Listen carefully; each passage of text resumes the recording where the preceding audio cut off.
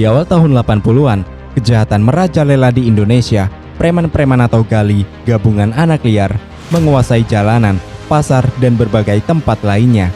Tapi tiba-tiba, mereka mulai menghilang, tanpa jejak, tanpa proses hukum. Yang tersisa hanyalah mayat-mayat dengan luka tembak di kepala. Dan inilah Petrus, penembakan misterius.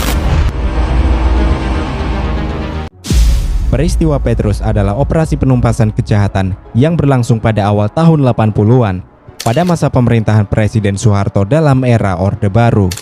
Operasi ini dijalankan dengan cara ekstrayudisial atau di luar jalur hukum, yakni menembak mati para tersangka kriminal tanpa proses pengadilan.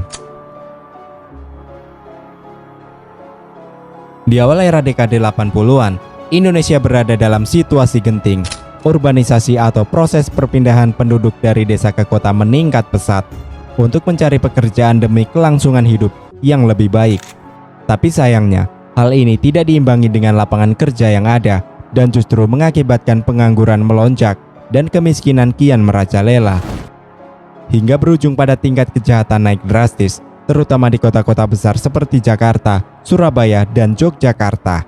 Kejahatan berupa perampokan, pencurian, pembunuhan, kekerasan di jalanan, dan kejahatan-kejahatan lainnya makin menyelimuti kota-kota besar.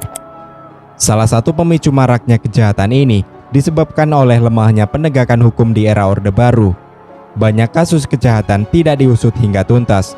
Korupsi yang kerap terjadi di kubu aparat membuat pelaku kejahatan merasa berani karena hukum bisa dibeli. Selain itu, kelompok-kelompok preman yang tumbuh pesat di pasar, pelabuhan, dan kawasan-kawasan hiburan, rata-rata di antara mereka memiliki koneksi khusus dengan aparat, menjadikan mereka kebal akan hukum. Keamanan masyarakat semakin terancam, menimbulkan ketakutan bagi mereka. Pemerintah mulai murka dan mulai kehilangan kesabarannya. Di tahun 1983 hingga 1985, mayat-mayat banyak bermunculan di got, di pinggir jalan, di kolong jembatan, bahkan ada yang di sungai. Semua mayat yang ditemukan memiliki ciri-ciri luka yang sama, yakni adanya bekas luka tembak di kepala ataupun di dada. Beberapa ada yang dalam keadaan diborgol, beberapa juga ada yang ditutup kepalanya dengan kantong plastik. Selain itu, para korban juga adalah mereka yang memiliki tato di badannya. Operasi Petrus dilakukan secara rahasia dan sistematis, dan biasanya dilakukan di jam-jam malam sekitar pukul 10 malam hingga jam 4 pagi. Yang menjadi targetnya adalah mereka para preman, residivis dengan kejahatan berat yang dianggap berpotensi kembali melakukan kejahatan, dan siapapun yang dianggap mengganggu keamanan dan ketertiban di masyarakat. Dan mereka yang memiliki tato serta berambut panjang tak luput dari operasi Petrus. Banyak sumber menyebutkan jika Petrus pertama kali muncul di Yogyakarta dalam misi menumpas tingginya angka kriminal, Komandan Kodim Yogyakarta Letkol M. Hasbi melancarkan operasi pemberantasan kejahatan atau OPK. Kala itu, di tanggal 5 April 1983, Hasbi memberikan ultimatum kepada semua kelompok preman atau gali untuk menyerahkan diri. Tapi beberapa hari sebelum ultimatum itu disampaikan, sekitar jam 10 malam, masyarakat mengaku sempat mendengar rentetan suara tembakan dari kompleks rehabilitasi sosial Sanggerahan yang kini menjadi terminal Giwangan. Di pagi harinya, ditemukan mayat Wahyono tergeletak di tengah jalan. Wahyono sendiri adalah seorang ketua atau bos preman atau gali yang cukup berpengaruh di Yogyakarta. Saat pemakaman Wahyono dilaksanakan, banyak dihadiri oleh berbagai kelompok sebagai bentuk solidaritas. Para pelayat dari luar daerah juga datang, seperti dari Solo dan Semarang.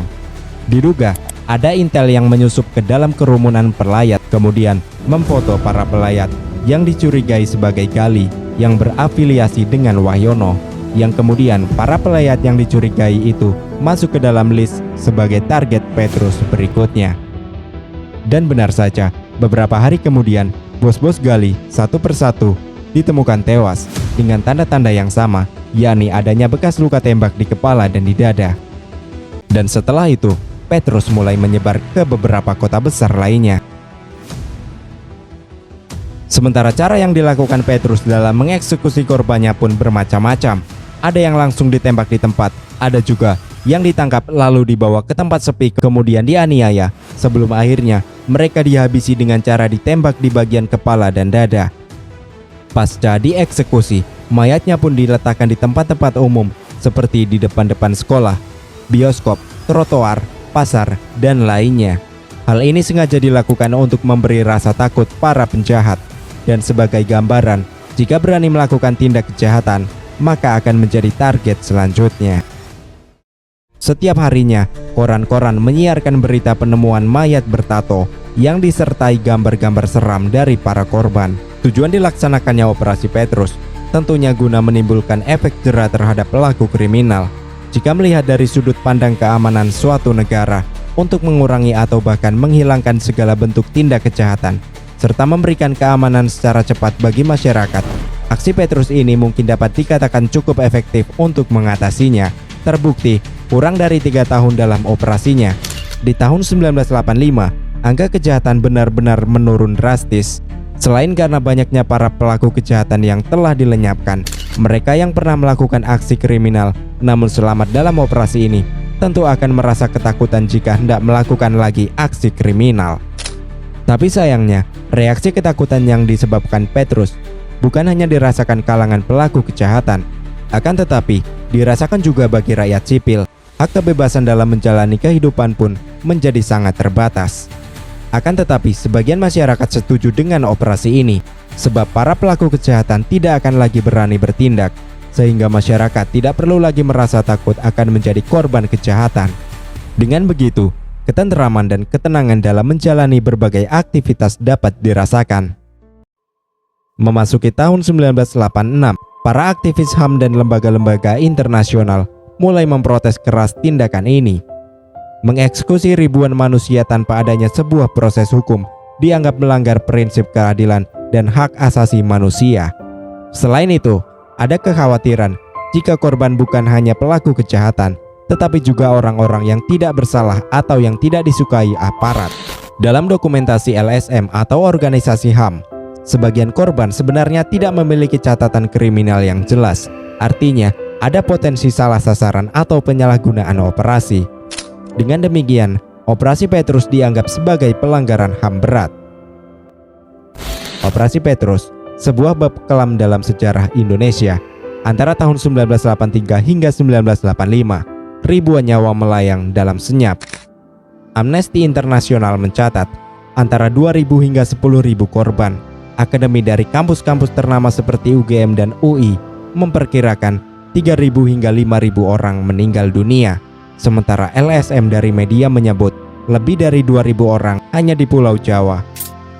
Mereka bukan hanya preman, beberapa bahkan tak pernah bersalah.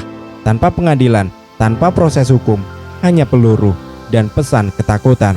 Angka-angka ini bukan sekedar statistik, mereka adalah wajah, keluarga, dan kisah yang hilang, ditelan oleh operasi yang tak pernah diakui secara resmi. Karena Petrus adalah operasi gelap dan bersifat ekstrayudisial, tidak ada laporan resmi atau angka tunggal yang diakui secara resmi oleh negara. Semua data bersifat perkiraan dan hasil investigasi independen. Dampak dari operasi ini membentuk citra bahwa negara tegas terhadap kejahatan, namun mengorbankan prinsip-prinsip hukum. Sedangkan bagi rakyat sipil, tindakan ini meningkatkan budaya takut terhadap aparat, serta dapat menciptakan ruang bagi penguasa dan aparat berperilaku sewenang-wenang terhadap rakyat.